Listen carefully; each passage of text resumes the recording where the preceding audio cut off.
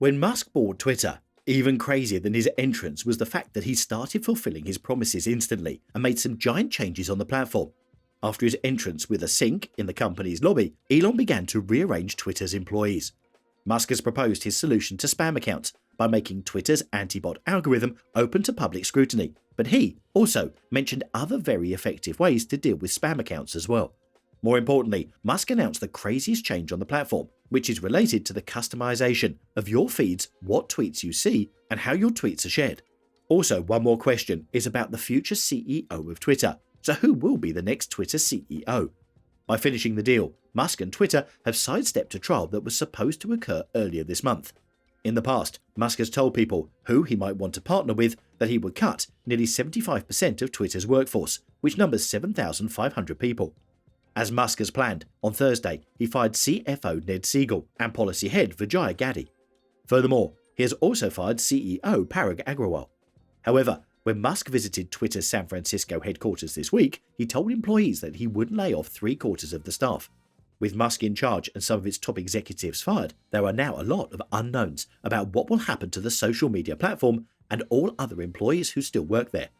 Musk's takeover of Twitter could also allow founder Jack Dorsey to regain some measure of influence over the company.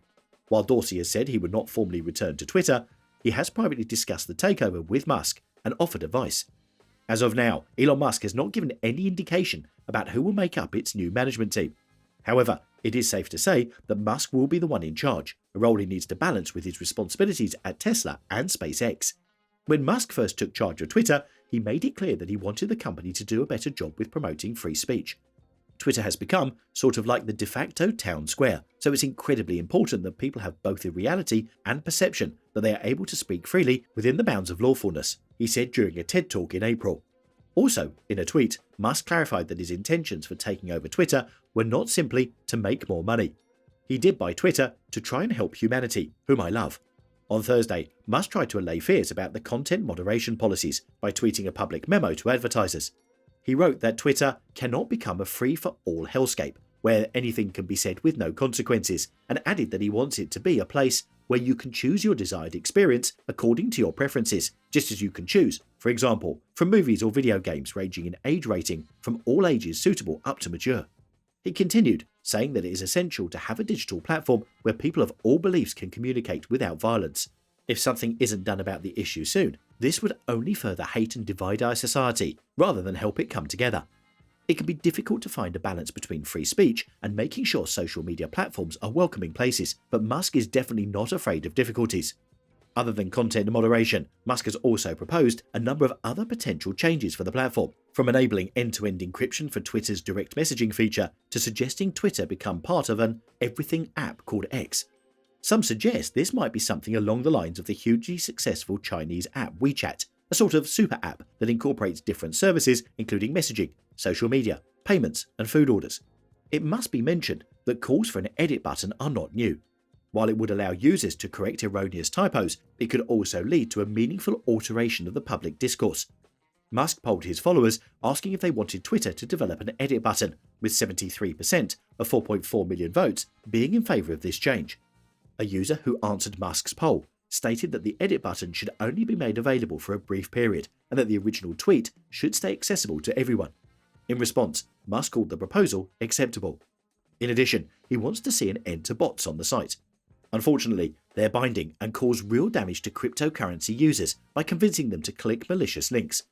Even though blue checks are supposed to signify verified accounts on Twitter, a startling number of non-verified people have been able to recreate well-known personalities, such as Ethereum creator Vitalik Buterin and Binance CEO Changpeng Zhao.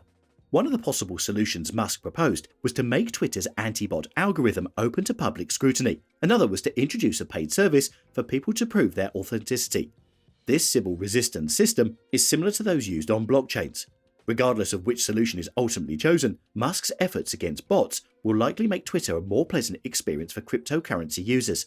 He has promised to authenticate all humans on the platform, so some action can be expected soon.